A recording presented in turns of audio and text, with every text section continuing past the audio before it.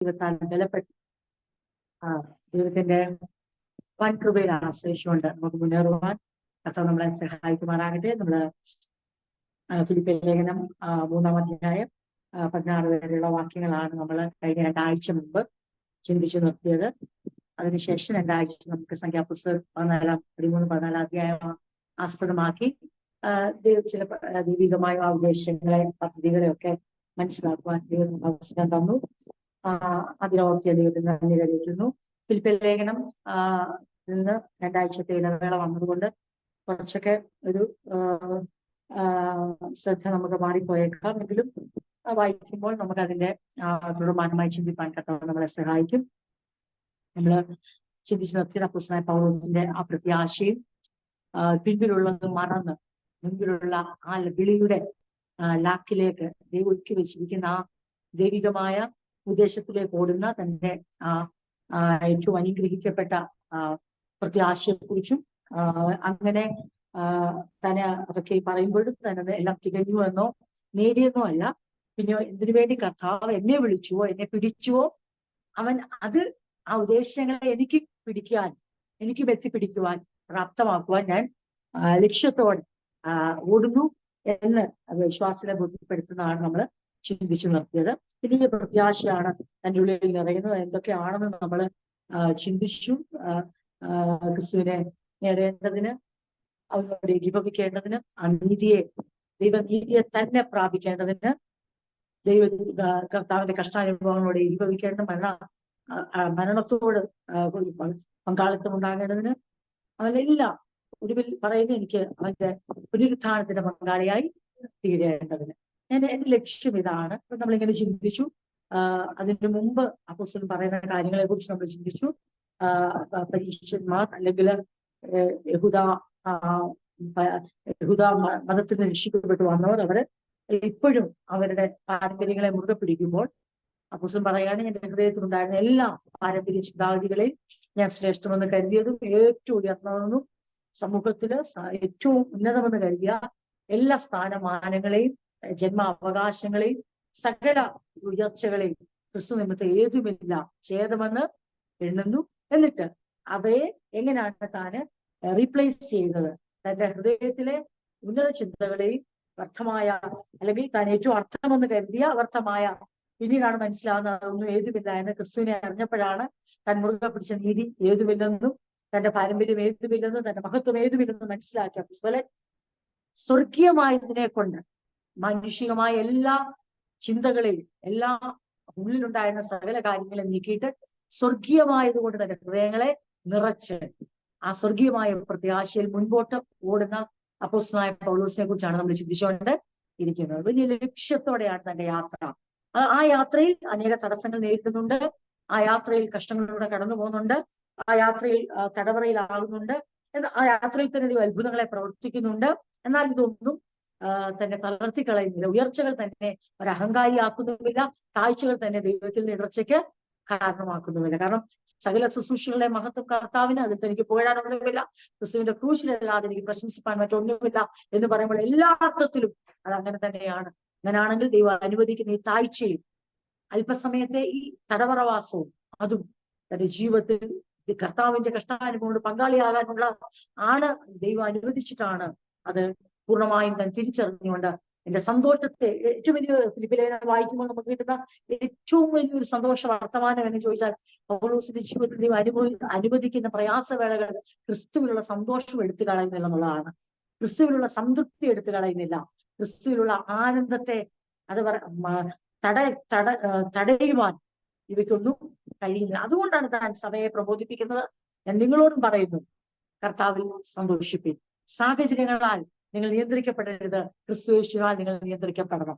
അതെ, ക്രിസ്തുയേശുവിൽ നിങ്ങൾ സന്തോഷിക്കണം. സാഹചര്യങ്ങൾ നിങ്ങളെ നിയന്ത്രിച്ചാൽ നിങ്ങളുടെ ഹൃദയത്തിലെ സന്തോഷം ഇല്ലാതെയായി പോകും. അങ്ങനെ മാറി മാറി കർത്താവിൽ സുരക്ഷിതരായിരിക്കാൻ, ദുരുപദേശങ്ങളിൽ നിന്ന് സംരക്ഷിതരായിരിക്കാൻ, കർത്താവിലുള്ള സന്തോഷത്താൽ സുരക്ഷിതത്വം പ്രാപിപ്പാൻ, എല്ലാ ദുരുപദേശങ്ങളിൽ നിന്നും നീങ്ങി അകന്നു മാറി അല്ലെങ്കിൽ അവയെ തിരിച്ചറിഞ്ഞുകൊണ്ട് സഭ സുരക്ഷിതമാകുവാനുള്ള ആഹ്വാനങ്ങളും പ്രബോധനങ്ങളും അടങ്ങിയ ലേഖനമാണ് ഫിലിപ്പിയർ ലേഖനം. അങ്ങനെ ഒരു ലേഖനം എഴുതാൻ പറ്റിയ മാനസിക അവസ്ഥയിലൂടെ അല്ല പൗലോസ് പുസ്തകം കടന്നു പോന്നെ.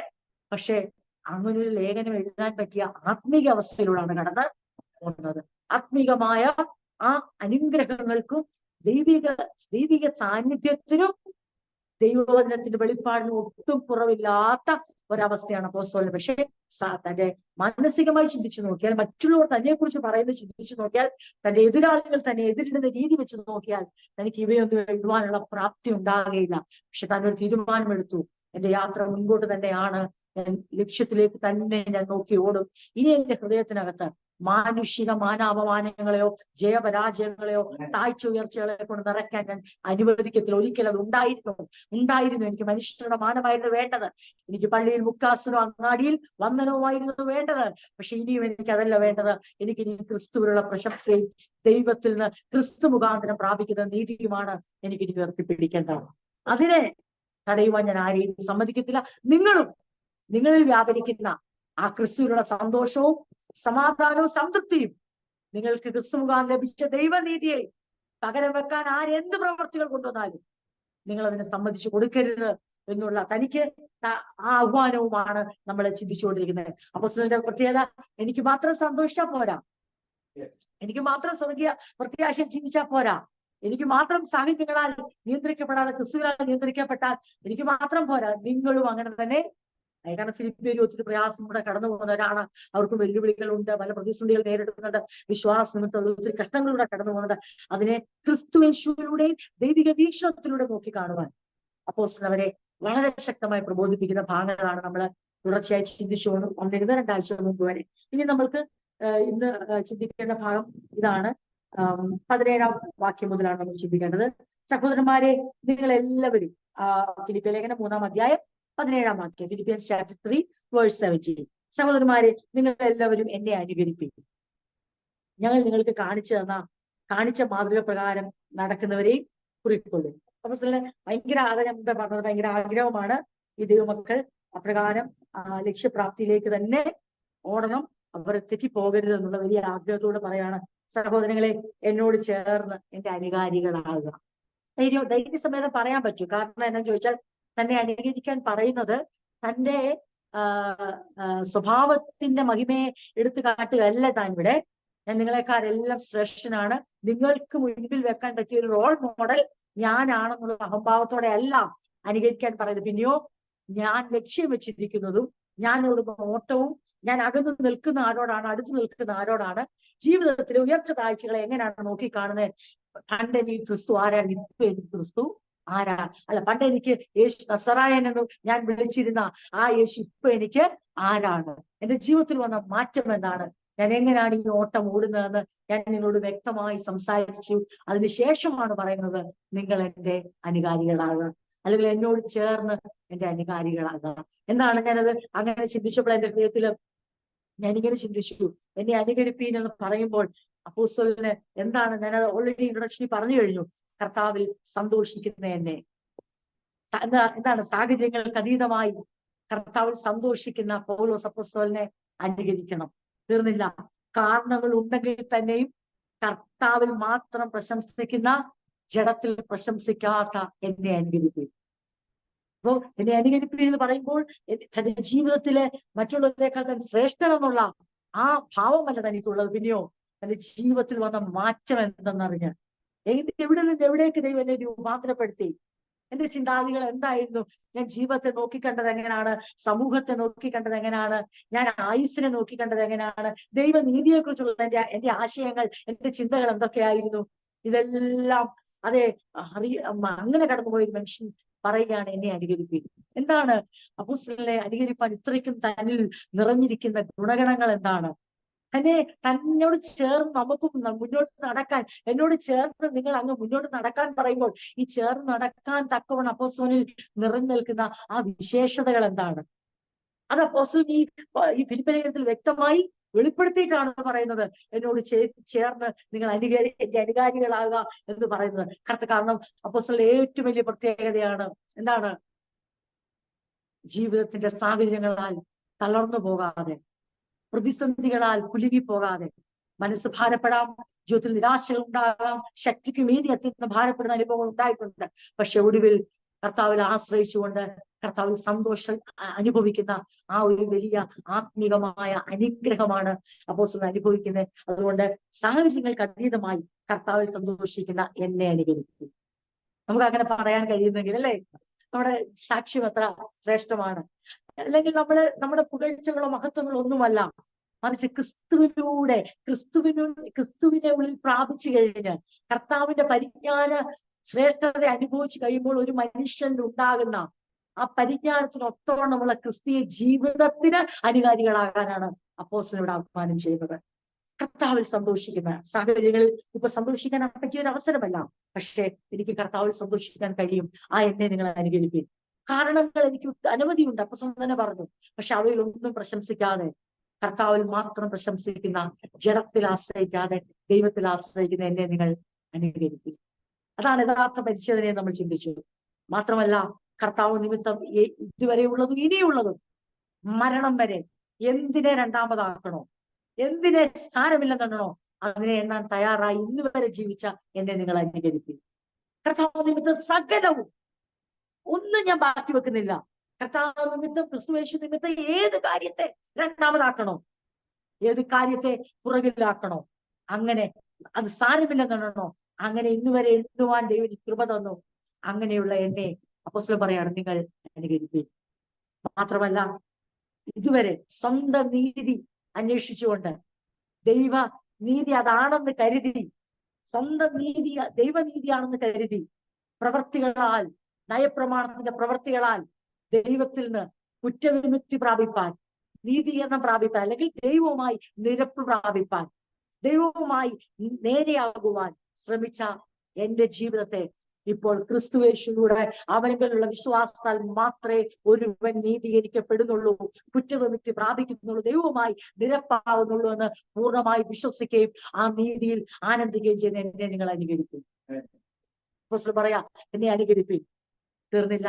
ക്രിസ്തുവിന്റെ കഷ്ടാനുഭവങ്ങളെ ഒരു ദുഃഖമായി കാണാതെ, ക്രിസ്തുവിന്റെ കഷ്ടാനുഭവങ്ങൾക്ക് പങ്കാളിത്തം വഹിക്കുമ്പോൾ ജീവിതത്തിൽ വലിയ ഗതികേടാണ്, സംഭവിച്ചു പോയി, ഇറങ്ങി തിരിച്ചു പോയി, എന്ത് ചെയ്യാനാ? അല്ല, ഞാനും ഈ തടവറയിൽ കിടക്കേണ്ട ആളല്ല, എന്റെ നേരെ ഒരുത്തരും നിൽക്കത്തില്ല, എന്റെ നേരെ ഇവരൊക്കെ ഇപ്പൊ ഈ ശബ്ദം വെക്കുന്നതും എന്നെ ഇത്രത്തോളം പീഡിപ്പിക്കുന്നതും എന്നെ പ്രതിയോഗിയായി കാണുന്നതൊക്കെ ക്രിസ്തു നിമിത്തമാണ്. അല്ല, ഞാൻ കാണിച്ചു തരാമെന്ന് പറഞ്ഞ വെല്ലുവിളിയല്ല, മറിച്ച് ഞാൻ ഇങ്ങനെ കടന്നു പോകുന്നത് എന്റെ അകത്തൊരു സന്തോഷമുണ്ട്. കാരണം എനിക്കല്ലാതെ അവന്റെ ക്രൂശ് വഹിച്ച് ക്രൂശിലേക്ക് കയറാൻ അവനാണ് എനിക്ക് വേണ്ടി ക്രൂശ് വഹിച്ച് കയറിയതെങ്കിൽ ഇപ്പോൾ ഞാൻ കടന്നു പോകുന്ന ഈ ജീവിതത്തിന്റെ സാഹചര്യങ്ങൾ, ഈ പ്രയാസവേളകൾ ഞാൻ എന്തായി കാണുന്നറിയാമോ? ക്രിസ്തുവിന്റെ കഷ്ടാനുഭവങ്ങളോട് ഒരു കൈ കൊടുക്കുവാൻ, ഒന്ന് ചേർന്ന് നിൽക്കുവാൻ, അതിനൊന്ന് പങ്കാളിത്തം വഹിപ്പാൻ ലഭിക്കുന്ന ഒരു അനുഗ്രഹമായി കാണുന്നു. ആ എന്നെ നിങ്ങൾ അനുകരിക്കും. പിൻപിലുള്ളത് മറന്ന് ഇനി ഞാനത് ഓർക്കാൻ ആഗ്രഹിക്കുന്നില്ല. അത് നേട്ടമായാലും കോട്ടമായാലും, അത് ഭക്തപ്രശംസയായാലും, അതെന്തായാലും ഇനി പിൻപിലുള്ളതിനെ മറന്ന് മുൻപിലുള്ളതിനെ നോക്കിക്കൊണ്ട്, വിളിച്ചവന് വേണ്ടി ദൈവം ഒരുക്കി വെച്ചിരിക്കുന്ന ഒരു വിരുദുണ്ട്, ഒരു ലക്ഷ്യസ്ഥാനമുണ്ട്, ആ പുനരുത്ഥാനത്തിന്റെ അനുഭവമുണ്ട്. ആ അനുഭവത്തിലേക്ക് ലക്ഷ്യം വെച്ചുകൊണ്ട് ഞാൻ ഓടുന്നു. അതാണ് എന്റെ ഹൃദയത്തിൽ നിറഞ്ഞു നിൽക്കുന്നത്. തടവറയിൽ നിന്നുള്ള വിമോചനവുമല്ല, പ്രതിയോഗിയുടെ മുമ്പിലുള്ള മാനവുമല്ല, നിന്ദിച്ചവരുടെ മുമ്പിൽ മാനിക്കപ്പെടുന്ന ദിനവുമല്ല എന്റെ ലക്ഷ്യം, മറിച്ച് വിളിച്ചവൻ എനിക്ക് ഒരുക്കി വെച്ചിരിക്കുന്ന വിരുദിലേക്ക് എത്തിച്ചേരുന്ന ഏത് പുനരുത്ഥാനം കർത്താവ് മരിച്ചു പ്രാപിച്ചോ അതേ പുനരുത്ഥാനത്തിന് പങ്കാളിയാകുന്ന ഹൃദയത്തിൽ നിറഞ്ഞിരിക്കുന്ന ആ ലക്ഷ്യമുള്ള എന്നെ നിങ്ങൾ അനുകരിക്കും. ഒറ്റ വാക്കിൽ എന്നെ അനുകരിക്കും എന്ന് പറയുമ്പോൾ അപ്പോസ്തലനായ പൗലോസിന്റെ താനിപ്പോൾ തന്നിൽ നിറഞ്ഞിരിക്കുന്ന ഗുണങ്ങളെ നമ്മളൊന്ന് ചിന്തിക്കുമ്പോഴാണ് നമുക്കതിന്റെ വാല്യൂ, അതിന്റെ ആഴമായ വില നമുക്ക് മനസ്സിലാകുന്നത്. അപ്പോൾ ഒരാളെ അനുകരിക്കണമെങ്കിൽ, ഒരാൾ പുതിയ നിയമസഭയിൽ ഒരാൾ എന്നെ അനുകരിക്കാൻ പറയുമ്പോൾ ആ പുതിയ നിയമസഭയുടെ പ്രത്യാശ എന്തെന്ന് ആ വ്യക്തി വ്യക്തമായി അറിഞ്ഞിരിക്കണം. എന്നെ ഒരാൾ ഫോളോ ചെയ്യണമെന്ന് ഞാൻ ആഗ്രഹിക്കുമ്പോൾ, ഞാനൊരു മറ്റുള്ളവർക്ക് അനുകരണീയമായ ഒരു ജീവിതമാണ് നയിക്കുന്നതെന്ന് എനിക്ക് ബോധം ഉണ്ടാകണമെങ്കിൽ ആദ്യം ഞാൻ എന്തറിഞ്ഞിരിക്കണം? ഒരു പുതിയ നിയമ ഭക്തൻ എന്താണ് അനുകരിക്കേണ്ടതെന്നും ആരെയാണ് ഫോളോ ചെയ്യുന്നത്, അതായത് ക്രിസ്തുവിനെ അനുകരിക്കുന്നവനെ വേണം നമ്മളും അനുകരിക്കാൻ. അല്ലാത്ത ഒരാളെ നമുക്ക് അനുകരിപ്പാൻ കഴിയത്തില്ല. അപ്പോസ്തലനായ പൗലോസ് പൂർണ്ണമായും അനുകരിച്ചിരുന്നത്, ഫോളോ ചെയ്തത്, അനുഗമിച്ചിരുന്നത് ക്രിസ്തുവിനെ തന്നെയാണ്. അതുകൊണ്ട് ഇന്ന് രാത്രി നമ്മളുടെ ജീവിത യാത്രയിൽ നമുക്ക് അപ്പോസ്തലനായ പൗലോസിനോട് പറയാം, താങ്കളുടെ ഈ സ്വഭാവത്തെ പിന്തുടരുവാൻ ഞങ്ങളും ആഗ്രഹിക്കുന്നത്. ക്രിസ്തു താങ്കളിൽ നിന്ന് ആഗ്രഹിക്കുന്നത് താങ്കൾ ഇങ്ങനെ ഇത്രമാത്രം ശ്രേഷ്ഠമായി പുറപ്പെടുവിക്കുമ്പോൾ ഞങ്ങളും ആഗ്രഹിക്കുന്നു എന്നെ അനുകരിപ്പിന്നുള്ള അങ്ങനെ ആഹ്വാനം. സഹോദരന്മാരെ, നിങ്ങൾ എല്ലാവരും എന്നെ അനുകരിപ്പിക്കുന്നത് ഫിലിപ്പിയരോട് അങ്ങ് പറഞ്ഞ ആഹ്വാനം ഞങ്ങളും ഏറ്റെടുക്കുന്നു. ഞങ്ങൾക്കും അങ്ങേ അനുകരിപ്പാൻ ആഗ്രഹമുണ്ട്.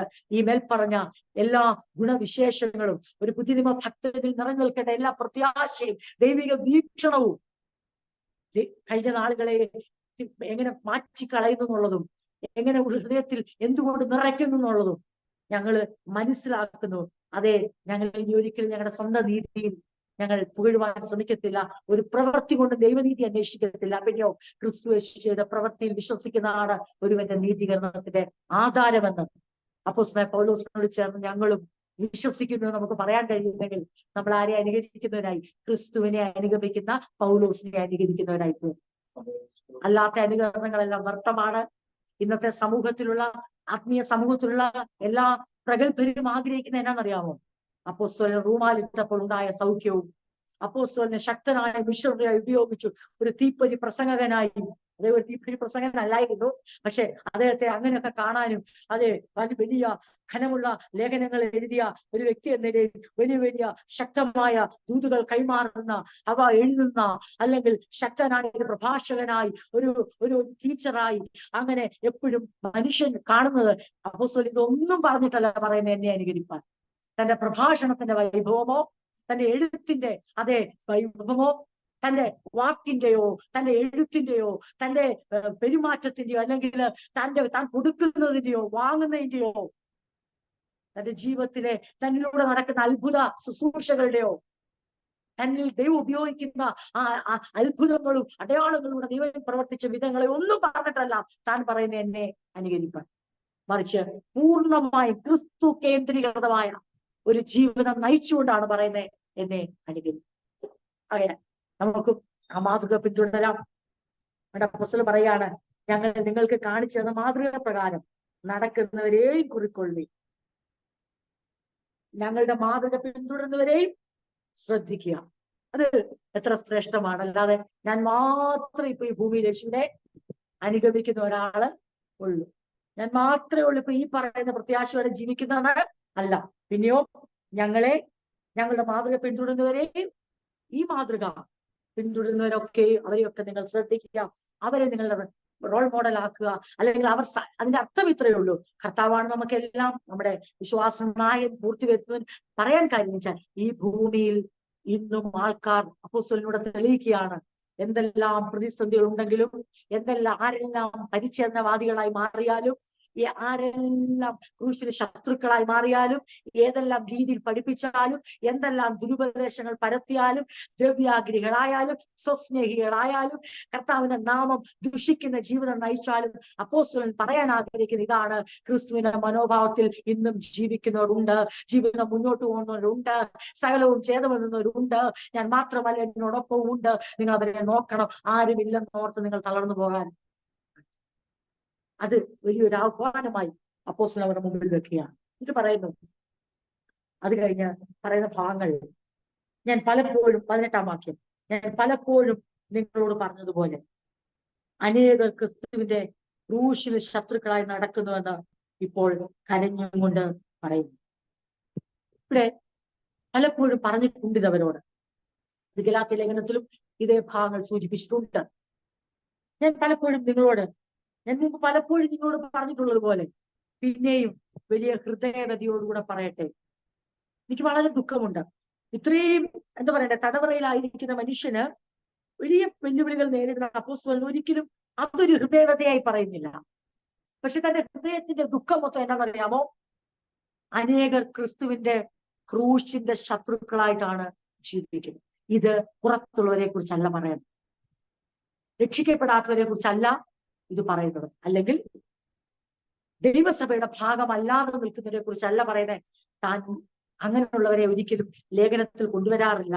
താൻ കൊണ്ടുവരുന്ന മൊത്തവും ഇവരുടെ മുന്നറിയിപ്പുകൾക്കായിട്ടാണ് കൊണ്ടുവരുന്നത്. കാരണം ഇവർ തിരിച്ചറിയേണ്ടവരായിട്ട്. എന്താണ് ഇവിടെ പറയുന്നത്? അനേകർ ക്രിസ്തുവിന്റെ ക്രൂശിന്റെ ശത്രുക്കളായിട്ടാണ് ജീവിക്കുന്നത്. അവർ നിത്യനാശത്തിലേക്ക് പോകുന്നവരും ശാരീരിക സംതൃപ്തി അവരുടെ ദൈവമാക്കി പ്രതിഷ്ഠിച്ചവരും ലജ്ജാകരമായതിൽ അഭിമാനിക്കുന്നവരും ലൗകിക കാര്യങ്ങൾ മാത്രം ചിന്തിക്കുന്നവരുമാണ്. ആരാണ് ഈ ക്രൂശിന് ശത്രുക്കളായി തീരുന്നത്? അവരുടെ അവസാനം നാശം, അവരുടെ ദൈവം വയറ്. ലജ്ജയായതിൽ അവർക്ക് മാനം തോന്നും, അവർ ഭൂമിയിലുള്ളത് ചിന്തിക്കുന്നു. ഈ വേദഭാഗം നമുക്ക് അറിവുണ്ട്, കാരണം ഗലാത്യലേഖനം പഠിച്ചപ്പോൾ നമ്മൾ ഈ ഭാഗം ഒന്ന് ചിന്തിച്ചതാണ്. ക്രൂശിന് ശത്രുക്കളായി ആരാണ് ഈ തീരുന്നത്? എന്താണ് ക്രൂശിന് ശത്രു എന്ന് പറഞ്ഞാൽ? അത് നമ്മുടെ മനസ്സിലോട്ട് എന്ത് ചിന്തയാ പോന്നെ? സുവിശേഷ വിരോധികളെ കുറിച്ചാണോ? നമ്മുടെ മനസ്സിലോട്ട് എന്താ പോന്നെ? ക്രിസ്തീയ വിരോധികളെ കുറിച്ചാണോ? ക്രിസ്ത്യാനികളെ പീഡിപ്പിക്കുന്നതിനെ കുറിച്ചും അല്ലെങ്കിൽ കർത്താവിന് വിശ്വസിക്കാൻ കഴിയാത്തവരെ കുറിച്ചുമാണോ നാം ക്രൂശിന് ശത്രുക്കൾ എന്ന് പറയുമ്പോൾ നമ്മുടെ മനസ്സിൽ ഓടിയെത്തുന്ന ചിന്ത? അങ്ങനെ അല്ല എന്ന് നമ്മൾ ഈ ഭാഗങ്ങൾ വായിക്കുമ്പോൾ അറിയാം. നമുക്കറിയാം ഗലാത്യലേഖനം 6-ാം അധ്യായം, അവിടെ ആ ഭാഗം നമ്മൾ ചിന്തിച്ചതാണ്, എന്നാലും കുറെ നാളുകൾ കഴിഞ്ഞതുകൊണ്ട് 6-ാം അധ്യായം 12-ാം വാക്യത്തില് ഇങ്ങനെയാണ് പറയുന്നത്: ജഡത്തിൽ സുമുഖം കാണിപ്പാൻ ഇച്ഛിക്കുന്നവരൊക്കെയും ക്രിസ്തുവിന്റെ ക്രൂശ് നിമിത്തം ഉപദ്രവം അതിരിക്കേണ്ടതിന് മാത്രം നിങ്ങളെ പരിച്ഛേദന ഏൽപ്പാൻ നിർബന്ധിക്കും.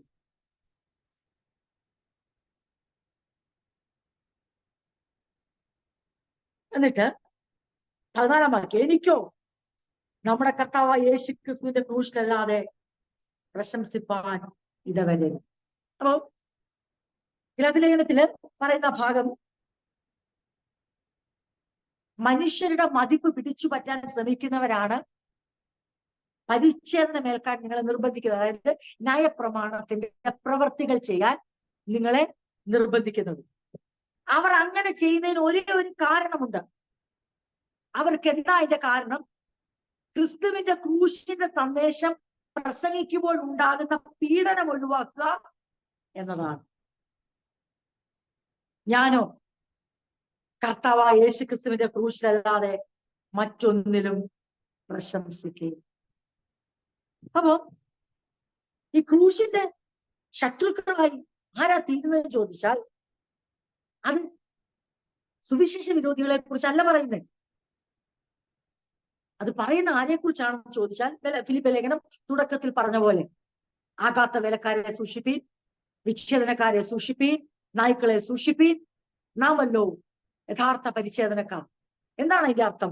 അതിന്റെ അർത്ഥം ഇതാണ്: യഹൂദന്മാർ അവർ വിശ്വാസത്തിലേക്ക് കടന്നു വരുന്നു, യേശുവിനെ കർത്താവ് രക്ഷിതാവുമായി സ്വീകരിക്കുന്നു, സ്നാനമേൽക്കുന്നു, ദൈവസഭയോട് ചേരുന്നു. എന്നിട്ട് അവരെ ദൈവസഭകളിലേക്ക് കടന്നു വന്നു കഴിയുമ്പോൾ അവർ എന്ത് പഠിപ്പിക്കുകയാണ്? മറ്റു ഇടങ്ങളിൽ നിന്ന്, മറ്റു രാജ്യങ്ങളിൽ നിന്ന്, യഹൂദ ജനമല്ലാത്തവരിൽ നിന്ന് വിശ്വാസത്തിലേക്ക് വന്നവരെ, ഗലാത്യരിലും ഫിലിപ്പിയരിലും ഒക്കെ ഉള്ളവരെ ചെന്ന് അവരെന്താ പഠിപ്പിക്കുന്നേ? അവരെയാണ് പരിച്ഛേദനവാദികൾ എന്ന് വിളിക്കുന്നേ. അവർ ചെന്ന് എന്ത് പഠിപ്പിക്കും? മോശയുടെ ന്യായപ്രമാണം ആയ പരിച്ഛേദനയും കൂടെ, ന്യായപ്രമാണത്തിൽ പറയുന്ന പരിച്ഛേദനയും കൂടെ ഏൽക്കാതെ നമുക്ക് ദൈവത്തിൽ നിന്ന് പൂർണ്ണ നീതീകരണം ഉണ്ടാകത്തില്ല. ആരെ അവിടെ മാറ്റും? ക്രിസ്തുവിനെയും ക്രൂശിനെയും ഒരു വശത്തേക്ക് മാറ്റും.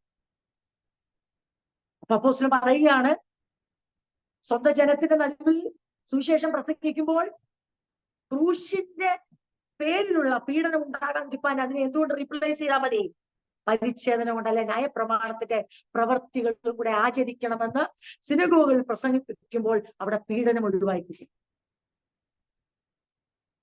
ക്രൂശിലൂടെ മാത്രം, കർത്താവായ യേശു ക്രിസ്തുവിന്റെ ക്രൂശ് മരണത്തിൽ വിശ്വസിക്കുന്നതിലൂടെ മാത്രമേ ഇനിയും യഹൂദനായാലും യവനനായാലും സ്ത്രീ ആയാലും പുരുഷനായാലും ദാസനായാലും യജമാനനായാലും നീതീകരണമുള്ളൂ, അല്ലെങ്കിൽ ദൈവത്തോട് നിരപ്പുള്ളൂ എന്ന് പ്രസംഗിക്കുമ്പോൾ സിനഗോഗുകളിൽ പ്രതിയോഗികൾ എഴുന്നേൽക്കും. സ്വജനം ശത്രുജനമായി മാറും. അപ്പം സ്വജനത്തെ സ്വജനമാക്കി നിർത്തിക്കൊണ്ട് സഭയുടെ ഭാഗമായി ഇരിക്കാൻ ആരാഗ്രഹിച്ചു? ഈ പരിച്ഛേദനവാദികൾ ആഗ്രഹിച്ചു. അപ്പോസ്തലൻ പറയുകയാണ്, അങ്ങനെ ഞാൻ ചെയ്തിരുന്നെങ്കിൽ എനിക്കും എന്തിൽ നിന്ന് ഒഴിവാകാമായിരുന്നു? എനിക്ക് പീഡനത്തിൽ നിന്ന് ഒഴിവ്. പക്ഷേ എനിക്കതിന് ഞാൻ ഒരിക്കലും അത് ആഗ്രഹിക്കുന്നില്ല. ഗലാത്യർ പറയുകയാണ്, ഞാനോ കർത്താവായ യേശു ക്രിസ്തുവിന്റെ ക്രൂശിലല്ലാതെ മറ്റൊന്നിലും പ്രശംസിക്കുകയില്ല. കാരണം യേശുവിന്റെ ക്രൂശ് മരണത്താൽ ലോകം എനിക്ക് ക്രൂശിക്കപ്പെട്ടിരിക്കുന്നു, ഞാൻ ലോകത്തിനും. എന്നിട്ട് പറയുവാണ്, പരിച്ഛേദനമോ പരിച്ഛേദനയില്ലായ്മയോ. അപ്പൊ ഇവിടുത്തെ വിഷയം മനസ്സിലായല്ലോ, ഇത് തന്നെയാണ് ഇവിടുത്തെ വിഷയം. ഇതും കൂടെ പ്രവർത്തിയാൽ പ്രവർത്തിയാൽ പ്രവർത്തിയാൽ. ഇവ രണ്ടുമല്ല കാര്യം, പുതിയ സൃഷ്ടിയാകുക എന്നതാണ് പരമപ്രധാനം. എന്നിട്ട് ഇങ്ങനൊരു വാക്കുകൂടെ പറയുന്നുണ്ട്, ഇനി എന്നെ ആരും വിഷമിപ്പിക്കരുത്, കാരണം യേശുവിന്റെ അടയാളങ്ങൾ എന്റെ ശരീരത്തിൽ ഞാൻ വഹിക്കുന്നുണ്ടല്ലോ. കാരണം യേശുവിന്റെ അടയാളം, അതെന്തടയാളമാ? തന്റെ ശരീരത്തിൽ വഹിക്കുന്ന അടയാളം. കാരണം ക്രൂശിലൂടെ മാത്രം ഒരുവന് രക്ഷയുള്ളൂ, നീതീകരണമുള്ളൂ എന്ന് പ്രസംഗിക്കുമ്പോൾ എന്ത് കിട്ടും? ഉപദ്രവം ഉണ്ടാകും, ശരീരത്തിന് മുറിവേൽക്കും, അടിയും ഇടിയും മുറിവും തന്റെ ശരീരത്തിലുണ്ട്. അപ്പോസ്തലൻ പറയുകയാണ്, ഞാൻ ഇതിനെ എന്റെ ത്യാഗത്തിന്റെ അടയാളമായിട്ടല്ല കാണുന്നത്, പിന്നെയോ ഇത് യേശുവിന്റെ അടയാളമായി ഞാൻ വഹിക്കുന്നത്. അവന്റെ നാമത്തിൽ അനുഭവിക്കുന്ന കഷ്ടതകൾ എന്റെ ത്യാഗത്തിന്റെയും ശുശ്രൂഷയുടെയും അടയാളം, എന്റെ മഹത്തരമായ ശുശ്രൂഷയുടെ അടയാളമല്ല, മറിച്ച് കർത്താവിനെ ഞാൻ എന്റെ ജീവിതത്തിൽ വഹിക്കുന്നു, അവന്റെ അടയാളം എന്നിലുണ്ട്. എന്താണ് അടയാളം? ക്രൂശിനെ മാത്രം പ്രസംഗിക്കുന്ന എന്റെ ജീവിതത്തിൽ ഈ പീഡകളുണ്ട്. ഈ പീഡകളിൽ നിന്ന് ഒഴിവാകാനാണ് ഇവർ മാറി മാറി സഭകൾ കയറി ഈ പ്രവൃത്തിയിലുള്ള നീതീകരണം പ്രസംഗിക്കുന്നത്. അങ്ങനെയുള്ളവരെ ഫിലിപ്പിയരോട് അപ്പോസ്തലൻ പറയുകയാണ്, എനിക്ക് അങ്ങനെയുള്ളവരെ നിങ്ങളുടെ മുമ്പിൽ ഇങ്ങനെ മാത്രമേ പറയാൻ കഴിയത്തുള്ളൂ. അവരാരെന്ന് ചോദിച്ചാൽ അവർ ക്രൂശിന് ശത്രുക്കളാണ്. എന്റെ പ്രിയരെ, ഞാൻ ദൈവജനങ്ങളെ നമ്മൾ പങ്കുവെക്കുമ്പോൾ പറയാറുള്ളത്, നമ്മുടെ ഒരു ഇപ്പോഴത്തെ കൾച്ചറിൽ നമ്മുടെ സഭകളിൽ ആരും കയറി വന്ന് പരിച്ഛേദന ഏൽക്കാൻ പ്രസംഗിക്കത്തില്ല. അങ്ങനെ ഒരു ദുരുപദേശം ഇപ്പൊ നമ്മുടെ ഇടയിൽ സ്ഥാനമേ ഇല്ല. പക്ഷേ നമ്മുടെ സഭകളെ എല്ലാം കാർന്നു തിന്നുന്ന, നമ്മുടെ സഭകളിൽ എല്ലാം കയറിപ്പറ്റിക്കുന്ന ദുരുപദേശമുണ്ട്. എന്നറിയോ? പ്രവൃത്തികളാൽ ദൈവത്തോട് നാം പ്രവർത്തിച്ച് കാര്യങ്ങൾ ഓരോന്നും ചെയ്യുന്നത്, ആ പ്രവൃത്തി കൊണ്ട് ദൈവത്തെ പ്രസാദിപ്പിച്ച് ദൈവത്തോട് നിരപ്പ് പ്രാപിക്കാൻ ശ്രമിക്കുന്ന ആ പ്രവൃത്തിയിൽ അധിഷ്ഠിതമായ ഒരു ഉപദേശം നമ്മുടെ സഭകളെ എല്ലാം ബാധിച്ചിരിക്കുക. അത് നമ്മുടെ ദൈവസഭയ്ക്കകത്ത് ഇതുവരെയും കയറി വരാത്തതിനായി നന്ദിയോടെ ദൈവത്തെ സ്തുതിക്കുന്നു. ഇനിയോട്ട് കയറി വരാൻ നമ്മൾ അനുവദിക്കത്തുമില്ല. ഇന്നത്തെ നമ്മുടെ സഭകളിൽ ഇത് പേടിക്കുകയേ വേണ്ട. കാരണം ആരും വന്ന് പറയത്തില്ല. അപ്പോഴേ നമ്മൾ പറയും, എന്തോ പറയുന്നേ. പക്ഷെ അങ്ങനെയല്ല. ദുരുപദേശകരെ സാത്താൻ ഉപയോഗിക്കുന്ന എങ്ങനെന്ന് ചോദിച്ചാൽ, ഓരോ കാലഘട്ടം അനുസരിച്ച ഈ കാലഘട്ടത്തിൽ എന്ത് സംഭവിച്ചു കഴിഞ്ഞു?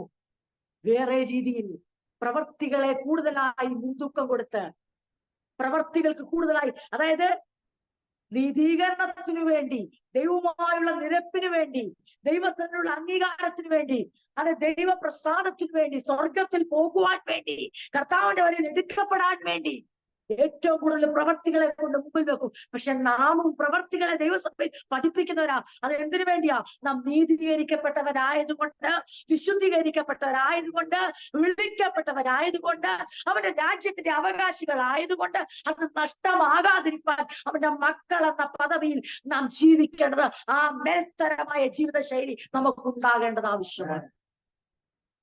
ആ ജീവിതശൈലി അവലംബിക്കുമ്പോഴല്ല നാം ദൈവരാജ്യത്തിന് അവകാശികളാകുന്നത്. നമ്മുടെ മേൽ വിളി വരുന്നത് നാം അവന്റെ മക്കളായി തീർന്ന, പിന്നെ മക്കളായതുകൊണ്ട് മക്കളെന്ന പദവിയിൽ ജീവിക്കാൻ നമ്മൾ കടപ്പെട്ടവരാണ്.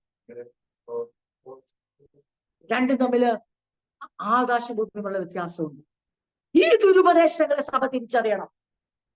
സഭയുടെ ഉത്തരവാദിത്തമാണ്. പരിച്ഛേദനവാദികളായി ആരും നമ്മുടെ ഇടയിലേക്ക് വരികയില്ല. വന്നാൽ തന്നെ നമുക്ക് പെട്ടെന്ന് അവരെ തിരിച്ചറിയാൻ പറ്റും, നമുക്ക് പുറത്താക്കാൻ പറ്റും. പക്ഷേ ദൈവം ക്രിസ്തുവേശുവിലൂടെ സ്ഥാപിച്ച നീതീകരണത്തിന്റെ വ്യവസ്ഥയെ അട്ടിമറിക്കുന്ന മാനുഷിക പ്രവർത്തികളെ നാം ശരിയല്ല, നാം ആരും ശരിയല്ല, ഇങ്ങനെ പോയാൽ ആരും സ്വർഗത്തിൽ പോത്തില്ല എന്ന് പറയുന്ന പ്രവർത്തികളിലേക്ക് സ്വയം പ്രവർത്തിക്കാൻ, സ്വയം ഫലം കായ്ക്കാൻ സ്വയം ചെയ്യുവാൻ, എന്നിട്ട് ദൈവത്തിന്റെ അംഗീകാരം നേടുവാനുള്ള ആ ആ ഉപദേശം, ആ പുളിച്ച മാവ് നമ്മുടെ ദൈവസഭയിൽ നമ്മൾ ഒരിക്കലും അനുവദിക്കത്തില്ല. എന്നാൽ നമ്മുടെ ദൈവസഭയിൽ എന്തുണ്ട്? വിശ്വാസം നീതീകരിക്കപ്പെട്ട ഓരോരുത്തരും ജീവിക്കേണ്ട നവജീവിത ശൈലി, പുതിയ ജീവിത മാതൃക അതെന്ന് സഭയിൽ മുഴങ്ങി കേൾക്കുക തന്നെ ചെയ്യുന്നത്. അതിനൊരു മാറ്റവും നമ്മൾ വരുത്തത്തില്ല. നമുക്കിഷ്ടമുള്ള ജീവിതമല്ല പുതിയ ജീവിത മാർഗ, ക്രിസ്തു യേശു കാണിച്ചതും ദൈവത്തിന് ഇഷ്ടമുള്ള അപ്പോസ്തലന്മാർ തുടർന്നു വന്നതുമായ ജീവിത മാതൃകയാണ് നാം അവലംബിക്കേണ്ടത്. അതിനൊരു കോംപ്രമൈസും ഇല്ല, അതിന് ഒരു വിട്ടുവീഴ്ചയ്ക്ക് നാം തയ്യാറല്ല. അത് സ്വയം ചെയ്യാൻ കഴിയത്തില്ല എന്ന് അറിഞ്ഞുകൊണ്ട് തന്നെ നാം വിളിച്ചു പറയും. അവൻ യേശുവിന്റെ വചനത്തെ മുറുകെ പിടിച്ചുകൊണ്ട് പറയും, നമുക്കാർക്കും സ്വയം ആ നല്ല ജീവിത ശൈലി നയിപ്പാൻ കഴിയത്തില്ല. അതിനാണ് മുന്തിരിവള്ളിയോട് വസിക്കേണ്ടതെന്ന് നാം മാറി മാറി പറയും. അത് നമ്മുടെ സഭയിൽ എന്നും മുഴങ്ങി കേൾക്കും. പക്ഷെ നമ്മുടെ സഭയിൽ ഒരിക്കലും പറയാനോ കേൾക്കാനോ കേൾപ്പിക്കാനോ നമ്മൾ ആഗ്രഹിക്കത്തില്ല. എന്ത്? പ്രവർത്തികളെ കൊണ്ടുവന്നിട്ട് ക്രിസ്തുവിന്റെ ക്രൂശിനെ ഒരു വശത്താക്കിക്കൊണ്ട് പ്രവർത്തികളാൽ നന്നാകുവാൻ, സ്വഭാവം നേരെയാക്കുവാൻ, നന്നാക്കുവാൻ, അതേ പ്രവർത്തികൾ, ഇന്നതൊക്കെ ചെയ്യണം, ഇപ്രകാരം ഉപവസിക്കണം, പ്രാർത്ഥിക്കണം, ഇന്നതിന്റെ കാര്യങ്ങൾ, ഇത്ര സമയം, ഇത്ര നേരം, ഇത്ര പേർക്ക് ദാനധർമ്മം ചെയ്യണം. പ്രവർത്തികളെ കൊണ്ടുവന്ന് ക്രൂശിനെ ഒരു വശത്തേക്ക് മാറ്റിയാൽ നമ്മൾ ആരായി മാറുമെന്നറിയാമോ? ദൈവത്തിന്റെ മക്കൾ എന്ന പദവിയിൽ നിന്ന് ക്രൂശിന് ശത്രുക്കളായി മാറും. ദൈവത്തിന്റെ മക്കളെന്ന് അഭിമാനിക്കുന്ന, സഭയിൽ ഉപദേശിക്കുന്ന, ആത്മീയത്തിൽ ഉന്നതമായി നിൽക്കുന്ന, സ്വർഗത്തിലേക്ക് ഞങ്ങൾ എടുക്കപ്പെടും എന്ന് വളരെ അഭിമാനിക്കുന്നതിനെ കുറിച്ചാണ് അപ്പോസ്തലൻ പറഞ്ഞത്. അവർ നാശത്തിലേക്കാണ് നീങ്ങുന്നത്. അവര് സമ്മതിക്കത്തില്ല. അനേകർ ക്രിസ്തുവിന്റെ ക്രൂശിന്റെ ശത്രുക്കളായിട്ടാണ് ജീവിക്കുന്നത് പറഞ്ഞാൽ ജീവിക്കുന്നവരെ സമ്മതിക്കത്തില്ല. അവര് പറഞ്ഞ ഞങ്ങൾ ക്രിസ്തു വിശ്വസിക്കുന്നുണ്ടല്ലോ, ക്രൂശീകരണത്തിൽ വിശ്വസിക്കുന്നുണ്ടല്ലോ, പക്ഷെ ഇതും കൂടെ വേണമെന്നേ ഞങ്ങൾ പറഞ്ഞുള്ളൂ. ക്രൂശിനെ ഞങ്ങൾ മാറ്റിയിട്ടില്ല. ക്രൂശിനെ നിങ്ങൾ മാറ്റണ്ട. ക്രൂശിന് പകരമായി നിങ്ങൾ എന്തു വെച്ചാലും അത് നിങ്ങൾ ക്രൂശിന് ശത്രുക്കളായി തീരും. ക്രൂശിനെ നിന്ദിക്കുമ്പോഴല്ല ക്രൂശിന്റെ ശത്രുവാണ്. സുവിശേഷ വിരോധികളല്ല ക്രൂശിന്റെ ശത്രുക്കൾ. കാരണം അവർക്ക് അതിപ്പോഴും ഭോഷത്വമായിട്ടായിരിക്കുന്നത്. അവർക്കത് വിശ്വസിക്കാൻ. ക്രൂശിന് ശത്രുക്കൾ ആരെന്ന് ചോദിച്ചാൽ, കാൽവറി ക്രൂശിന്റെ മഹത്വം കണ്ടിട്ടും ആ മഹത്വത്തെ പ്രസംഗിക്കേണ്ട സ്ഥാനത്ത് വീണ്ടും പ്രവർത്തികളെ ഉയർത്തിപ്പിടിച്ചുകൊണ്ട് അതെ ക്രൂശിന്റെ ഒരു വശത്തേക്ക് അതെ പുട്ടുണ്ടാക്കുമ്പോൾ പുട്ടിലൂടെ പീരയിടുന്ന പോലെ, തേങ്ങാ പീരയിടുന്ന പോലെ ഇടയ്ക്കിടയ്ക്കിടയ്ക്ക് ക്രൂശ് പറയും. പക്ഷെ പ്രധാനമായി നിൽക്കുന്നത് ന്യായപ്രമാണത്തിന്റെ പ്രവർത്തികളാണ്. അത് അപ്പോസ്തലന്റെ മുന്നിൽ അങ്ങനെയുള്ളവർക്ക് ഒരു എക്സ്ക്യൂസും ഇല്ല. അതായത് അവരെ കുറിച്ച് പറയുന്നത്, അവർ പ്രസംഗിക്കുന്നത് എന്ത് തന്നെ ആയിക്കോട്ടെ, എന്തെല്ലാം വലിയ കാര്യമായിക്കോട്ടെ, പക്ഷെ അപ്പോസ്തലൻ പറയുകയാണ് അവർ നിത്യനാശത്തിലേക്ക് പോകുന്നവരും. അവര് ഒരിക്കലും സമ്മതിക്കത്തില്ല. അവര് ഇന്നത്തെ പ്രവർത്തികളെ കുറിച്ച് കൂടുതൽ പറയുന്ന വിശുദ്ധിയെ അധികമായി ഉയർത്തി പറഞ്ഞിട്ട് കർത്താവിൽ പ്രശംസിപ്പാനോ അവന്റെ ക്രൂശിൽ പ്രശംസിപ്പാനോ അവന് വേണ്ടി ഒരു നിന്നയേറ്റാൽ അത് സാരമില്ലെന്നെണ്ണാനോ അത് എനിക്ക് കിട്ടിയ ഒരു ഭാഗ്യമാണ്, ഞാൻ യേശുവിനെ എന്റെ ശരീരത്തിൽ വഹിക്കുന്നതിന്റെ ഒരടയാളമാണ് എന്നൊന്നും കരുതാതെ ശത്രു പ്രബലനായെന്ന് പറയുന്ന ഭോഷത്വം ചിന്തിക്കുന്ന അവസ്ഥ. അവന്റെ നാമനിമിത്തം ഒരു നിന്നയുണ്ടായാൽ, ഒരല്പം താഴ്ചയുണ്ടായാൽ, ഒരല്പം അതെ ജീവിതത്തിലേക്ക് ഒന്ന് ഭാരപ്പെടേണ്ട വരുന്ന ഒരവസ്ഥ, അല്ലെങ്കിൽ ഒന്ന് ഹൃദയം നോകുന്ന ഒരവസ്ഥ, ശരീരം വേദനിക്കുന്ന ഒരവസ്ഥ ഉണ്ടാകുമ്പോൾ അതിനെ തെറ്റായി കാണുന്ന ദൈവിക വീക്ഷണത്തിൽ കാണാൻ കഴിയുന്നില്ല. എന്നാൽ അപ്പോസ്തലൻ അവയെല്ലാം കാണുന്നത് ദൈവിക വീക്ഷണത്തിലാ. ദൈവം എങ്ങനെ കാണും? അതിന്റെ അർത്ഥം എന്തോ? ദൈവം എങ്ങനെ കഷ്ടത്തെ കാണുമോ അതേ രീതി കാണും. എന്താ ദൈവിക വീക്ഷണം? ദൈവം എങ്ങനെ പ്രതിസന്ധികളെ കാണുമെന്ന് ആഗ്രഹിക്കുന്നു ആ രീതിയിൽ കാണുന്നു. ദൈവം എങ്ങനെ ക്രൂശിനെ നമ്മൾ കാണണമെന്ന് ആഗ്രഹിക്കുന്നോ ആ രീതിയിൽ കാണും. അല്ലാത്തവരോട് അപ്പോസ്തലൻ ഒരു കോംപ്രമൈസും ഇല്ല. നിങ്ങൾ ഇനി എന്തെല്ലാം പ്രവർത്തികൾ പറഞ്ഞാലും, നിങ്ങൾ എന്തെല്ലാം പറഞ്ഞാലും, ഇങ്ങനെയാണ് അവിടെ പറയുന്നത്. ഇംഗ്ലീഷിൽ എഴുതുമ്പോൾ ഇങ്ങനെ പറയുന്നത്, അവരുടെ പെരുമാറ്റം. നമ്മുടെ വേർഷനിൽ എനിക്ക് അങ്ങനെ ഇല്ലെന്ന് തോന്നുന്നു.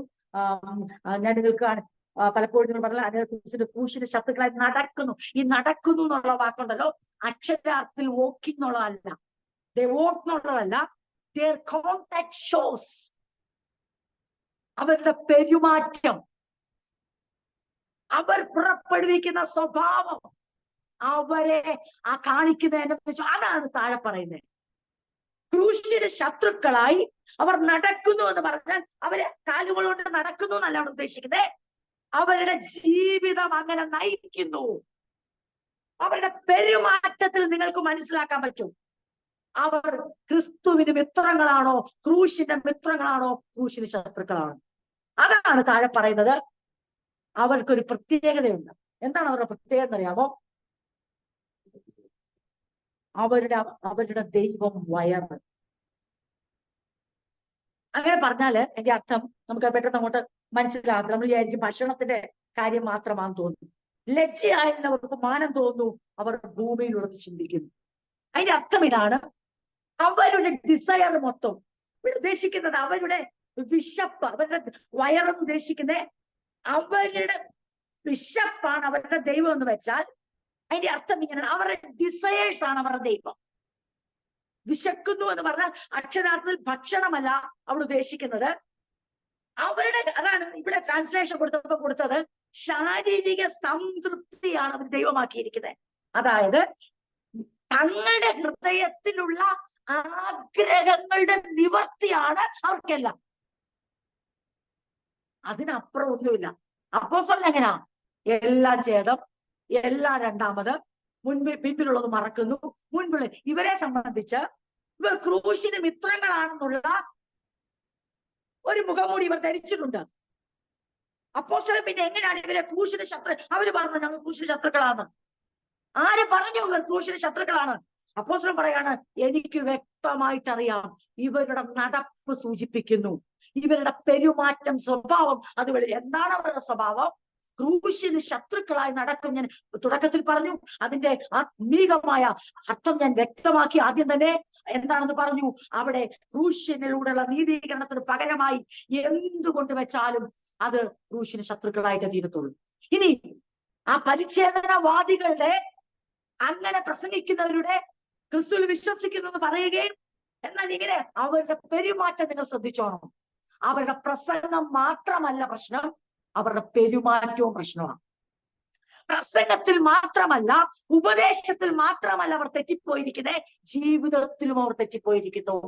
അതാണ് ഈ പറയുന്ന വാക്കുകൾ, ഈ വേദഭാഗങ്ങൾ നമുക്ക് തരുന്ന മുന്നറിയിപ്പ് എന്ന് ചോദിച്ചാൽ, ദൈവവചനത്തെ കോട്ടിക്കളയുക മാത്രമല്ല ചെയ്യുന്നത്, ഇങ്ങനെ കോട്ടിക്കളഞ്ഞിട്ട് ഇവരുടെ ലക്ഷ്യം തന്നെ തെറ്റി.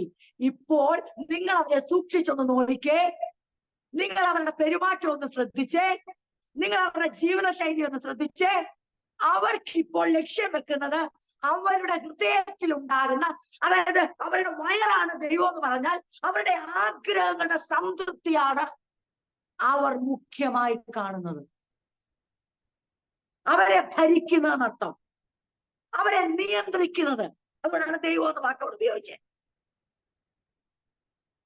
അവരുടെ ശാരീരിക സംതൃപ്തിയാണ് അവരുടെ ദൈവം എന്ന് പറഞ്ഞാൽ, അവരുടെ വയറാണ് അവരുടെ ദൈവം എന്ന് പറഞ്ഞാൽ അതിന്റെ അർത്ഥം ക്രിസ്തുവേശുവിൽ പ്രശംസിച്ച്, ക്രിസ്തുവേശുവിൽ ആനന്ദിക്കേണ്ട, ക്രിസ്തുവേശുവിൽ സംതൃപ്തി കണ്ടെത്തേണ്ടവർ ഇപ്പോൾ അവരുടെ ഹൃദയത്തിലെ ആഗ്രഹങ്ങളുടെ പൂർത്തീകരണത്തിലാണ് സംതൃപ്തി കണ്ടെത്തുന്നത്.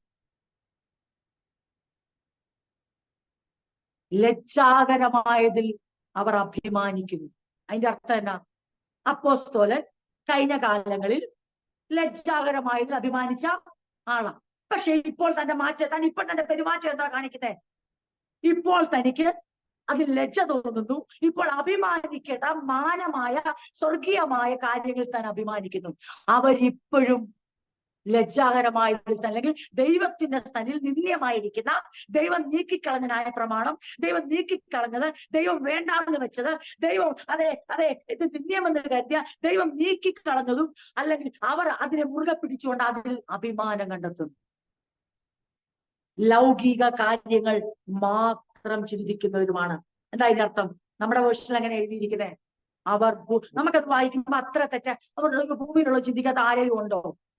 നമ്മുടെ വേർഷൻ അങ്ങനെ, അവർ ഭൂമിയിലുള്ള ദൈവമേ, ഭൂമിയിലുള്ള ചിന്തിക്കുന്ന ക്രൂശിന് ശത്രുക്കളാണ്. പിന്നെ നമ്മളെല്ലാം പോയി അല്ലേ?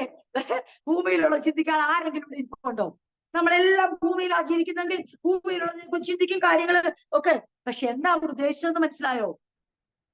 അവർ ലൗകിക കാര്യങ്ങൾ മാത്രം ചിന്തിക്കുന്നവരുമാണ്. അപ്പോൾ ക്രൂശിന് ശത്രുക്കളായി നടക്കുന്ന പുറത്തുള്ളവരെ കുറിച്ച് അല്ല പറയണേ. അതുകൊണ്ടാണ് അനുകരിപ്പാൻ സാധ്യതയുള്ള, അതായത് അപകട സാധ്യതയുള്ള വ്യക്തികൾ അവിടെ ഉയരുന്നുണ്ട്. ഫിലിപ്പിയൻ ചർച്ച് തെറ്റായ അനുകരണ ശൈലിയിലേക്ക്, അവർ റോങ് ആയ ലീഡേഴ്സിനെ ഫോളോ ചെയ്യാനുള്ള സാധ്യത എവിടെ വരിക? സഭകളിൽ അലയടിക്കുക. ഗലാത്യ ദേശത്ത് വരുന്നു, ഫിലിപ്പിയ ദേശത്ത് വരുന്നു. അപ്പോസ്തലൻ തൂലിക ചലിപ്പിച്ചുകൊണ്ട് പറയുകയാണ്, എന്നെ അനുകരിപ്പിന്ന് ഞാൻ നിങ്ങളോട് പറയുന്നത്, നിങ്ങളെ തെറ്റായി നയിക്കുന്ന ആൾക്കാർ നിങ്ങളുടെ ഇടയിൽ എഴുന്നേറ്റിരിക്കുന്നു, വന്നെത്തിയിരിക്കുന്നു, സ്പഷ്ടം. അതുകൊണ്ട് ഇപ്പോൾ ഞാൻ എന്നെ അവരെ തമ്മിലൊന്ന് വേർതിരിച്ച് കാണിക്കുക. ഞാൻ അവരെക്കാൾ മിടുക്കനെന്നോ, അതെ ഞാൻ ഏതാണ്ട് വലിയ സംഭവമെന്നോ കാണിക്കാനല്ല, ഞാൻ പെരുമാറ്റ സഹിതം നിങ്ങളെ തെളിയിക്കാം അവരുടെ പോക്ക് നാശത്തിലേക്കാണ്. He's proving their real character. സംശയാസ്പദമായിട്ടല്ല ഇത് പറയുന്നത്. തെളിവോടുകൂടെ ക്രൂശിന് ശത്രുക്കൾ ആരെന്നും, അവരെ എങ്ങനെ സഭയ്ക്ക് തിരിച്ചറിയാമെന്നും, സഭ എങ്ങനെയാണ് അവരെ ഏത് മാനദണ്ഡത്തിലാണ് അളക്കേണ്ടതെന്നും വിവേചിക്കേണ്ടതെന്നും അപ്പോസ്തലൻ സഭയെ പഠിപ്പിക്കുക. രാത്രി ദൈവസഭയെ നമുക്കും ഉണരാം, നമുക്ക് മുൻപോട്ട് ലക്ഷ്യത്തിലേക്ക് ഓടാം, നമുക്കും അനുകരണീയമായ മാതൃകകളെ അതെ പിന്തുടരാം.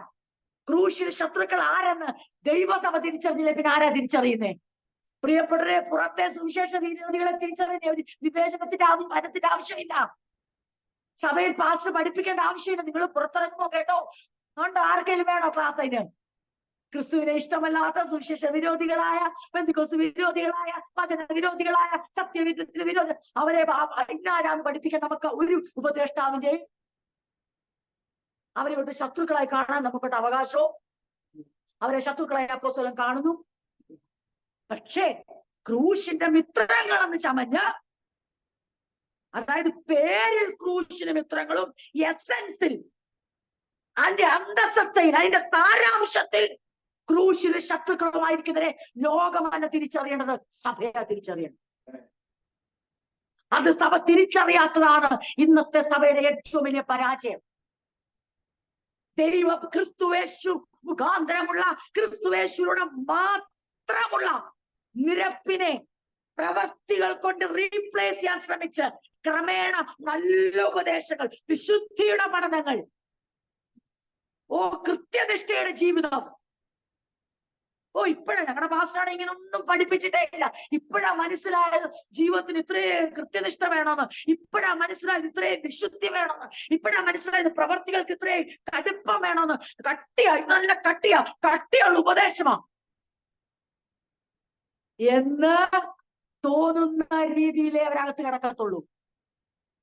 പക്ഷെ അവര് ആരെ മാറ്റുമെന്നറിയാവോ?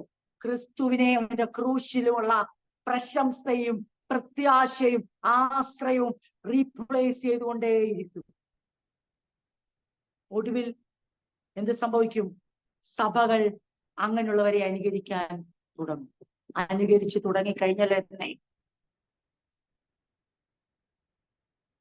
എന്നാൽ നമുക്കൊരു ക്ലൂ തരുക, നമുക്ക് ചില ടിപ്സ് തരുക, ആർക്കും ഹൃദയത്തിൽ സംഗ്രഹിച്ചു വെക്കാവുന്ന ടിപ്സ്. ഒരു ബൈബിൾ കോളേജിലും പോയി പഠിക്കേണ്ട കാര്യമില്ല. ആർക്കും ഈ ഭാഗങ്ങൾ വായിച്ചാൽ ഹൃദയത്തിൽ 1, 2, 3 എന്ന് നമ്പർ ഇട്ട് സൂക്ഷിക്കാവുന്ന തിരിച്ചറിവിന്റെ, വിവേചനത്തിന്റെ, ആരാണ് ക്രൂശിന് മിത്രങ്ങൾ, ആരാണ് ശത്രുക്കൾ എന്ന് ഏത് ദൈവ പൈതലിനും ഏത് ശരീരത്തിന്റെ അവയവത്തിനും തിരിച്ചറിയാവുന്ന ചില ടിപ്സ് അപ്പോസ്തലൻ ഫിലിപ്പിയ ചർച്ചിന് കൊടുക്കുക. 1, ദൈവനീതിയെ പരിച്ഛേദന കൊണ്ട്, ന്യായപ്രമാണത്തിന്റെ പ്രവൃത്തി കൊണ്ട് റീപ്ലേസ് ചെയ്യാൻ ശ്രമിക്കുന്നു. പ്രധാനം അതാണ് പ്രസംഗം, അതാണ് പ്രസംഗ വിഷയം, അതാണ് ടീച്ചിങ്, അതാണ് ടീച്ചിങ്ങിന്റെ കാര്യമാണത്. പക്ഷേ ടീച്ചിങ് അതാണ് എന്നുള്ളത് മനസ്സിലാക്കിക്കൊണ്ട് തന്നെ ഒന്ന് വാച്ച് ചെയ്യുക അവരെ. ടീച്ചിങ്ങിനെ വാച്ച് ചെയ്തുകൊണ്ട് ലൈഫിനെ വാച്ച് ചെയ്യുക. ജീവിതം കൊണ്ട് നമുക്ക് വ്യക്തമാക്കാൻ പറ്റും എന്താണ് ആ കോണ്ടാക്ട്, എന്താണ് ആ പെരുമാറ്റം. ആ പെരുമാറ്റത്തിന്റെ പ്രത്യേകത ഇതാണ്: ഏത് കാര്യത്തിനും ഒരു പ്രയോറിറ്റി കൊടുക്കുന്നത് തങ്ങളുടെ ഹൃദയത്തിന്റെ ആഗ്രഹങ്ങളുടെ സാക്ഷാത്കാരമാണ്. ഹൃദയത്തിലുള്ള ആഗ്രഹങ്ങളുടെ പൂർത്തീകരണമാണ് അവർക്ക് സംതൃപ്തി കൊടുക്കത്തുള്ളൂ. ഈ ഭാഗങ്ങൾ വായിക്കുമ്പോൾ നമ്മൾ ഇനി 4-ാം അധ്യായത്തിലേക്ക് വരുമ്പോൾ നമുക്ക് മനസ്സിലാവും, അപ്പോസ്തലൻ തന്റെ സംതൃപ്തിയെ കുറിച്ച് പറയുന്നുണ്ട്. നിത്യനാശത്തിലേക്ക് പോകുന്ന ക്രൂശിന്റെ ശത്രുക്കളുടെ പെരുമാറ്റം പറഞ്ഞിട്ട് താൻ ചലഞ്ച് ചെയ്തോട് പറയുന്നുണ്ട്, എന്റെ സംതൃപ്തി നിങ്ങൾ അയച്ചു തന്നപ്പോൾ ഉണ്ടായതല്ല, കാരണം താഴ്ചയിലും ഉയർച്ചയിലും എന്റെ അകത്ത് വ്യാപരിക്കുന്ന സ്വഭാവമാണ് ക്രിസ്തുവിലുള്ള സംതൃപ്തി. പക്ഷെ നിങ്ങളെ ഞാൻ ചലഞ്ച് ചെയ്ത് പറയാം, ഈ ക്രൂശിന് വിരോധികൾ, ഈ ന്യായപ്രമാണ പ്രവർത്തികൾ പ്രസംഗിക്കുന്നവർ, അവരെ നിങ്ങൾ സൂക്ഷ്മമായി പരിശോധിച്ചോ, അവർക്ക് ഒരിക്കലും ജീവിതത്തിൽ സാഹചര്യങ്ങൾക്ക് അതീതമായി ക്രിസ്തുവിൽ സന്തോഷിക്കാൻ കഴിയത്തില്ല. കാരണം അവരെ നിയന്ത്രിക്കുന്ന മുഴുവനും അവരുടെ ഹൃദയത്തിന്റെ ആഗ്രഹങ്ങൾ സമയാസമയം നിറവേറുമ്പോൾ മാത്രമേ അവർക്ക് സംതൃപ്തിയുള്ളൂ. അവരുടെ ഡിസയേഴ്സിന്റെ ഫുൾഫിൽമെന്റ് ആണ് അവരുടെ സംതൃപ്തി. അതുകൊണ്ട് അവർക്ക് സംതൃപ്തി കൊടുക്കുന്നത് ശാരീരിക മാനസിക ആഗ്രഹങ്ങളുടെ പൂർത്തീകരണമായ അപ്പോസ്തലൻ കൊടുത്ത ഒരു പദമാണ് ശാരീരിക സംതൃപ്തി, അല്ലെങ്കിൽ വയറാണ് അവരുടെ ദൈവം. നമുക്കാരാണ് സംതൃപ്തി തരുന്നത്? നമ്മൾ തീരുമാനിച്ചോണം ആരാണ് നമ്മുടെ ദൈവം. നമ്മുടെ ജീവിതത്തിൽ സംതൃപ്തി തരുന്ന ആരാണ്? സാഹചര്യങ്ങളാണോ കർത്താവാണോ? ഉത്തരം പറയേണ്ട, മനസ്സിൽ പറഞ്ഞാൽ മതി. സാഹചര്യങ്ങൾ സന്തോഷത്തെ തരുന്ന ഞാൻ പറഞ്ഞില്ല. മനുഷ്യരാണോ? വികാരങ്ങളുണ്ടോ? ദുഃഖങ്ങൾ സങ്കടത്തിലേക്കും, അതെ, നല്ല നല്ല വർത്തമാനങ്ങൾ സന്തോഷത്തിലേക്ക് നമ്മളെ നയിക്കും. അതിനെതിരായിട്ടല്ല നമ്മൾ സംസാരിക്കുന്നത്. എന്നാൽ അൾട്ടിമേറ്റായി, ആത്യന്തികമായി നമ്മുടെ ഉള്ളിൽ നിറയുന്ന ആനന്ദവും ആ സംതൃപ്തിയുടെ ഉറവിടം നമ്മുടെ ശാരീരിക അഭിലാഷങ്ങളുടെ പൂർത്തീകരണമാണോ, അത് ക്രിസ്തുവിലായിരിക്കുന്നതിന്റെ ആനന്ദവും സംതൃപ്തിയാണെങ്കിൽ ക്രിസ്തുവാണ് നമ്മുടെ ദൈവം. ഇതിൽ തിരിച്ചറിയുക. ഇനിയും ഇവരെ തിരിച്ചറിയാനുള്ള ടിപ്സ്, അവർക്ക് പഴയ കാര്യങ്ങളിൽ ഭയങ്കര അഭിമാനമാണ്. ദൈവം ഇപ്പോൾ നീക്കിക്കളഞ്ഞതും ഇനി ക്രിസ്തുവിൽ ആരും കൂടെ പുകഴ്ചയൊന്നുമില്ല, ആരും ഇനി പ്രശംസിക്കാനൊന്നുമില്ല, പരിച്ഛേദനയല്ല, ഒന്നുമല്ല ഇവിടെ വലിയ കാര്യം. ഇവിടെ വലിയ കാര്യം ഒരുവൻ ക്രിസ്തുവിൽ പുതിയ സൃഷ്ടി, ഒരു ന്യൂ എന്താ പറയണ്ടേ, ഒരു ബർത്ത്, ഒരു ക്രിയേഷൻ, ഒരു പുതിയ ജനനം. ഇതാണ് ഇവിടുത്തെ. അങ്ങനെ പുതിയതായി ജനിച്ച ആരാണോ അവരെല്ലാം കർത്താവിന്റെ പ്രിയരാണ് എന്നുള്ളതിൽ അത്ര അഭിമാനം പോരാ. അതിനേക്കാളും അഭിമാനിക്കാൻ ദൈവം ഇനി അഭിമാനിക്കണ്ട, നിങ്ങൾ അത് ലജ്ജയായി കണ്ടാൽ മതി, പണ്ടത്തെ അഭിമാനമൊക്കെ എന്ന് തോന്നുന്നതിനകത്ത് ഒരു അഭിമാനം. പോയിന്റ് പിടികിട്ടിയല്ലോ. അപ്പൊ ഉപദേശം ത്തിലൂടെ തിരിച്ചറിയുന്നു. ഇനി അതിനെ കൺഫേം ചെയ്യാൻ ജീവിതം സൂക്ഷിക്കുന്നു പോകുന്നു. ഒന്ന്, ശാരീരിക സംതൃപ്തിയുടെ പൂർത്തീകരണം. വയറ്, ഇഷ്ടങ്ങൾ, ആഗ്രഹങ്ങൾ, ഉള്ളിലുദിക്കുന്ന ആഗ്രഹങ്ങൾ, വിഷയങ്ങളുടെ ആസക്തി, അതിന്റെ നിവർത്തീകരണത്തിന് ഇത് കർത്താവിനെ രണ്ടാമതാക്കും, അതിനെ ഒന്നാമതാക്കും. അപ്പൊ ആരെ നമ്മൾ ഒന്നാമതാക്കുന്നു ഓർത്തോണം, ആ വ്യക്തി, ആ വസ്തു ആണ് നമ്മുടെ ദൈവം, ആ ബന്ധമാണ് നമ്മുടെ ദൈവം. എപ്പോഴൊക്കെ നാം ഓർത്തോണം, ക്രിസ്തുവിനെ രണ്ടാമതാക്കി, കർത്താവിനുള്ള സ്ഥാനം രണ്ടാമതാക്കി നമ്മൾ എന്തൊന്നാമത് വെക്കുന്നോ ആരും ഒന്ന് പറയണ്ട, അതാണ് നമ്മുടെ ദൈവം. അതുകൊണ്ടാണ് കർത്താവ് പറഞ്ഞേ, നിങ്ങൾക്ക് എന്നെ ഫോളോ ചെയ്യണമെങ്കിൽ എല്ലാരെക്കാൾ അധികം എന്നെ സ്നേഹിച്ചേ, എങ്കിൽ എനിക്ക് നിങ്ങളെ ലീഡ് ചെയ്യാൻ പറ്റൂ. എനിക്ക് നിങ്ങളുടെ ടീച്ചറായി, എനിക്ക് നിങ്ങളുടെ ലീഡറായി, ഗൈഡായി, എനിക്ക് നിങ്ങളുടെ കർത്താവായി ഇരിക്കാൻ. പക്ഷെ ഈ കൂട്ടരെ സംബന്ധിച്ച് അവർക്കൊരു പ്രശ്നമുണ്ട്.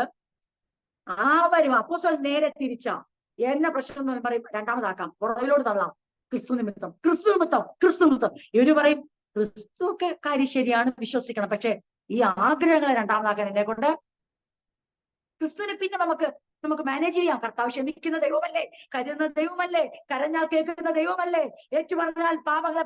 അതുകൊണ്ട് ഇപ്പോൾ ഈ ആഗ്രഹങ്ങൾ അങ്ങോട്ട് നടക്കട്ടെ. ഈ ശാരീരിക സംതൃപ്തിയില്ല പിന്നെ എന്നാ ജീവിതം, ആഗ്രഹങ്ങളൊക്കെ സമയത്ത് കിട്ടിയില്ല പിന്നെ എന്നാ സന്തോഷം. ഈ പറയാനൊക്കെ എളുപ്പം, അതാണ് പറയാൻ സന്തോഷമാകും, സംതൃപ്തി ഉണ്ടെന്നും ഒക്കെ, കാര്യങ്ങൾ മുറക്കി നടക്കാതെ എന്തോ ക്രിസ്തീയ ജീവിതം. അപ്പൊ ഓർത്തോളം നിങ്ങളുടെ ദൈവം മാറി, നമ്മുടെ ദൈവം മാറി. നാം ക്രൂശിന് ശത്രുക്കളാകുന്ന പദവിയിലേക്ക് സ്വഭാവം കൊണ്ട് തിരിയുക. പെരുമാറ്റം കൊണ്ട് നമ്മൾ ആരെന്ന് മുദ്രകുത്തുവോ? ഒരുപക്ഷെ നമ്മളത് ഉപദേശിച്ച് കാണത്തില്ല.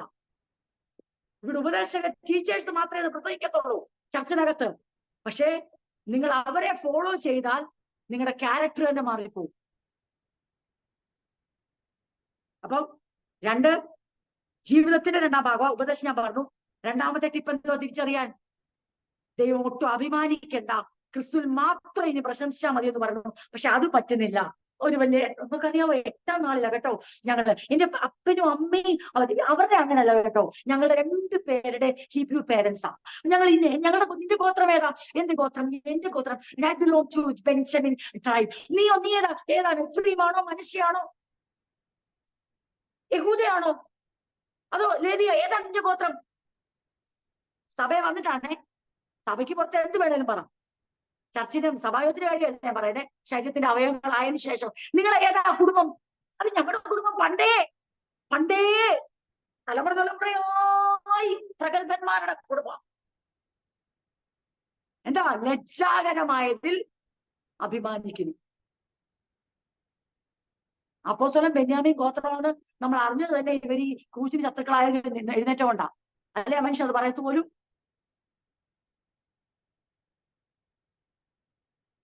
അടുത്തത് ഭൂമിയിലെ കാര്യങ്ങൾ ചിന്തിക്കുന്നതല്ല ഇവിടുത്തെ പ്രശ്നം.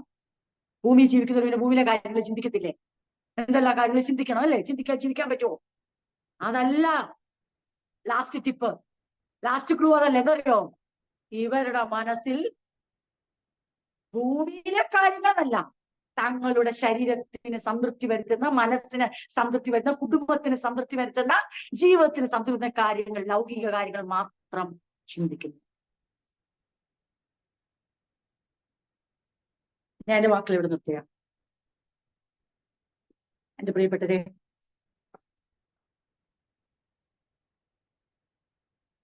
നമ്മൾ ആരാണ് അടുത്തത് പറയുന്നുണ്ട്. അപ്പൊ ഞാനോ എന്നല്ല, നമ്മളോ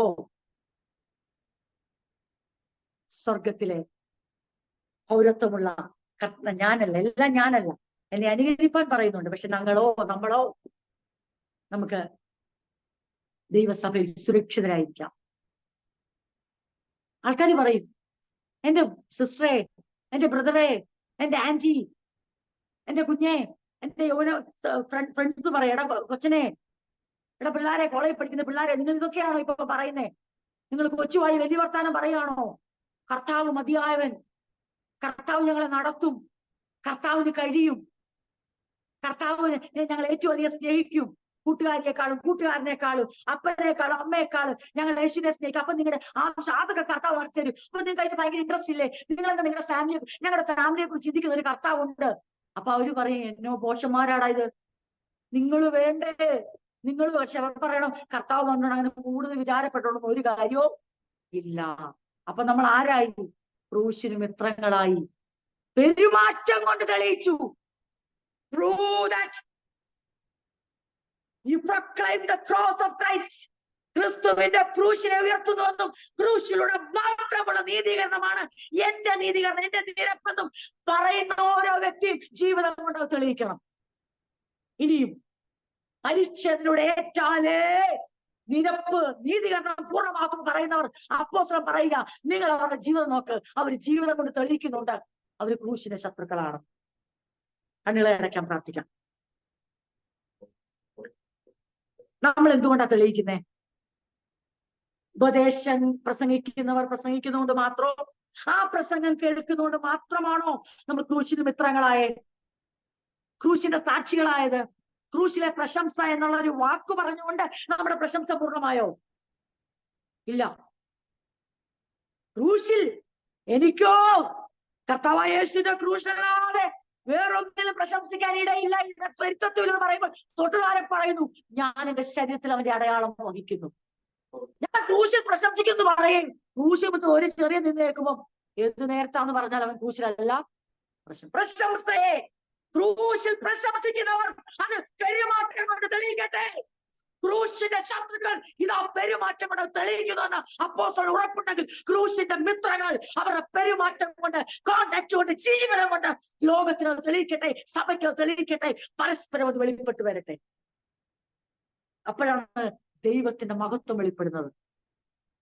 ഞങ്ങൾ ഭൂമിയിലുള്ളത് ചിന്തിക്കുന്നവരാ, പക്ഷേ ഞങ്ങൾ ഭൂമിയിലുള്ളത് മാത്രം ചിന്തിക്കുന്നവരല്ല. ഞങ്ങളുടെ ഭൂമിയിൽ ഞങ്ങൾ വിചാരപ്പെട്ട് നടക്കുന്നവരല്ല. ഞങ്ങളുടെ ദൈവം ഞങ്ങളുടെ ശാരീരിക സംതൃപ്തിയല്ല, ഞങ്ങളുടെ സംതൃപ്തി ക്രിസ്തുവിലൂടെയാണ്. ക്രിസ്തുവാണ് ഞങ്ങളുടെ ദൈവം.